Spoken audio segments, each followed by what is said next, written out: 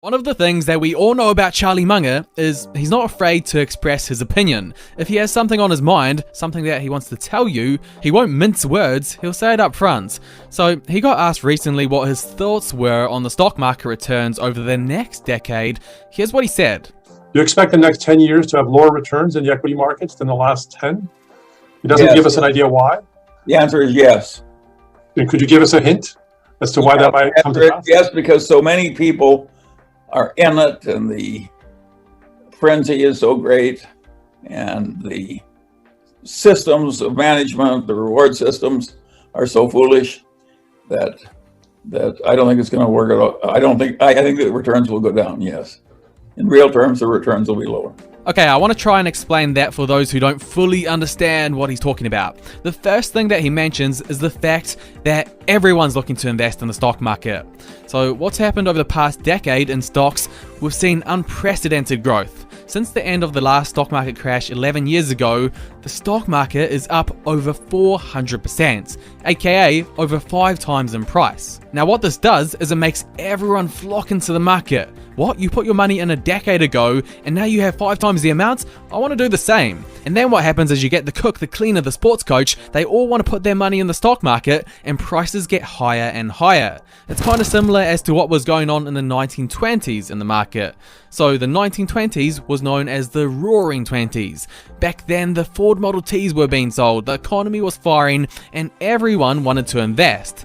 And they made a lot of money with this. That was until 1929 came along. The market was clearly overpriced, people realized they didn't understand their investments, and they sold out and it crashed. It only recovered 30 years later in 1959. And that's the thing, a lot of people who are currently in the stock market don't know a thing about market history, about previous lost decades in the market or anything like that. All they see is their neighbors and friends getting rich through investing, so they want to join in on the party. But, as Munger thinks, there's only so long that the party can go on. As much as we would like to believe, you can't just keep making infinite returns in the market. Eventually, things have to simmer down. And if you look at history, you will see that. You will see periods where the market went boom, and you'll see periods, just like from 1929 to 1959, where the market went nowhere. The other thing, I don't know if you picked it up, was that Munger said, I think the returns will go down, real returns will be lower. So why did he specifically point out real returns? In fact, what I should probably ask you first is, do you know what real returns are? Real return is what is earned on an investment after accounting for taxes and inflation. Real returns are lower than nominal returns, which do not subtract taxes and inflation. So Munger has put a specific focus in that inflation and or taxes are probably going to be higher over the next decade. Let's start by looking at taxes.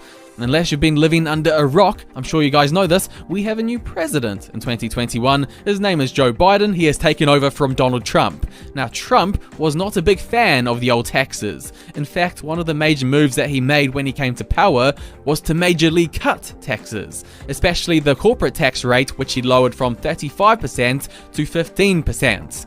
Biden is going to be doing the opposite, raising taxes, particularly on the wealthy, on corporations, and on estates, aka higher taxes for investors and businesses. So that's something that we're going to have to watch out for over the next decade, higher taxes. But arguably, even more important than this is inflation. For those who don't know, inflation is simply the rise in the prices of goods and services. For example, did your grandma ever tell you of how she used to buy a loaf of bread for 10 cents and now it's a ripoff, it's $3? Why is that the case? It's inflation, the increase of prices. So let's say you made a 10% return on the stock market next year. If inflation was 10%, you essentially made no money. Your real return was zero. This is why inflation is so important. Now, one of the biggest causes of inflation is printing money, or we can put it in more complicated financial terms, quantitative easing. And right now, we are seeing a lot of this going on in the USA. This is what Charlie Munger said on the matter. What do you think of the combinations of quantitative easing and large fiscal deficit, and where are they going to lead us? Well, there I've got a very simple answer, and that is, it's one of the most interesting questions anybody could ask. And we're in very uncharted waters. nobody has gotten by with the kind of money printing we're doing now for a very extended period without some trouble. And I think we're very near the edge of playing with fire. If you look at the Federal Reserve, the European Central Bank, and the Bank of Japan, they've collectively expanded their balance sheets by around $8 trillion in 2020. It took them almost 8 years to do the same following the collapse of the global financial markets in 2008. 2020, they did it in just 1 year. So right now they're doing something that they've never done before, printing money at what Charlie Munger calls astounding rates. The problem with all of this printing of money is that it leads to inflation, because the more money that is artificially pumped into the system, the more demand that there is for products, and inevitably, at some point in time, they will go up in price. That's simple economics. And this is one thing that we all need to watch out for as investors, because they affect our real return that we will get in the market over the next decade. Another thing that will affect our return is the current prices of stocks. If stocks are priced too high, obviously our returns will be lower. So the question becomes, is the market in a bubble? Here's what Munger said on the matter. Is the NASDAQ in a bubble? Well, nobody knows when bubbles are going to blow up.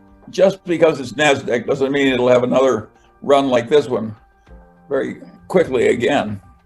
This has been unbelievable. Again, there's never been anything quite like it.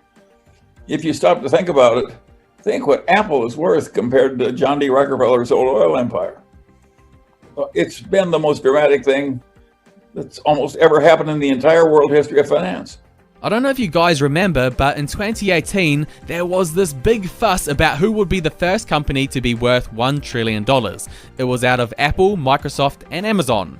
Apple was the company that hit that milestone first. But fast forward to today, Apple is worth over $2 trillion, Microsoft $1.6 trillion, Amazon $1.5 trillion. So these companies have just been increasing in growth at a humongous rate of knots. And a lot of people are saying these companies are way overpriced, because you're paying trillions of dollars for a company that may be disrupted again, and new technology may take over. As Charlie Munger says, companies behave like biology, and over time they all die. The companies of America behave more like biology than they do anything else. In biology, all the individuals die, and so do all the species. It's just a question of time. And that's pretty well what happens in the economy too. All the things that were really great when I were young have receded enormously, and new things have come up, and some of them started to die. And that is what the long-term investment climate is, and it does make it very interesting. Look at what's died. All the department stores, all the newspapers, U.S. Steel, John D. Rockefeller's Standard Oil, the pale shadow of his former self. You know, it's just like biology. So they have their little hour, they have their little time, and then they get clobbered. So the real question is, how do we balance our investments? If we know that some companies will die through disruption, do we invest in the disruptive companies? Do we invest in the companies that will struggle to be disrupted? What's the style we should adopt? Well, some people try to get on the cutting edge of change, so they're destroying other people instead of being destroyed themselves. And those are the Googles and the Apples and so forth. Other people, like me, do some of that, joining things like Apple, and in some ways we just try and avoid big change that we think is likely to hurt us. And so Berkshire, for instance, owns the Burlington Northern Railroad. You can hardly think of a more old-fashioned business than a railroad business, but who in hell's ever going to create another trunk railroad? So it's a very good asset for us. So, and we made that success not by conquering change, but by avoiding it. Now, Burlington Northern itself has been quite clever at adapting technology to their railroad. Imagine the good luck of being able to take an existing railroad and double deck all the trains and raise the heights of the tunnels a little and so forth. And all of a sudden you got twice the capacity at very little incremental cost, which is what that railroad has done. So that is a form of everybody uses new technology, but it really helps to have a position that almost can't be taken away by technology. How else are you going to carry goods from the port of Los Angeles to Chicago, except on our railroad? Essentially, you try to do both. You look at those companies, those industries that over the next decade or two, they will be the disruptors. They will change the way the world works and inevitably make investors a lot of money. But two, you also want those companies who can't be disruptive or will at least struggle to be disrupted. The likes of railroad or food sectors. These are industries that we've had for hundreds of years in the past, and over the next 100 years, we will have them as well. So that's smart, balanced investing. Not like modern day investing where everyone seems to overestimate their ability in the stock market. What a bull market does is it gets everyone to believe that they're all geniuses. Look at the huge returns I've made over the past year, and they go and boast about it to their friends. The investors that will do the best over the next decade will be those who can look at things objectively. They know their limitations and they will invest within those limitations. I spent a lifetime trying to avoid my own mental biases. I rub my own nose in my own mistakes. B, I try and keep it simple and fundamental as much as I can. And I like the engineering concept of a margin of safety. I'm a very blocking and tackling kind of a thinker. I just try and avoid being stupid. So, and I have a way of handling a lot of problems. I put them on what I call my too hard pile, and I just leave them there. I'm not trying to succeed in my too hard pile. What I would say is the single most important thing, if you want to avoid a lot of stupid errors, is knowing where you're competent and where you aren't. Knowing the edge of your own competency. And that's very hard to do because the human mind naturally tries to make you think you're way smarter than you are. But partly it's temperament. Partly it's deferred gratification. You got to be willing to wait. It's a weird, good investing requires a weird combination of patience and aggression. And not many people have it. It requires a big amount of self-awareness and how much you know and how much you don't know. You have to know the edge of your own competency. And a lot of brilliant people are no good at knowing the edge of their own competency. They think they're way smarter than they are. And of course, that's dangerous and causes trouble. If you go in the YouTube comments, if you go on CNBC, if you go on investing forums, they all think they know everything. Just go talk to Jim Cramer. I think those that are going to succeed over the next decade will be the ones who are humble in what they know and what they don't know.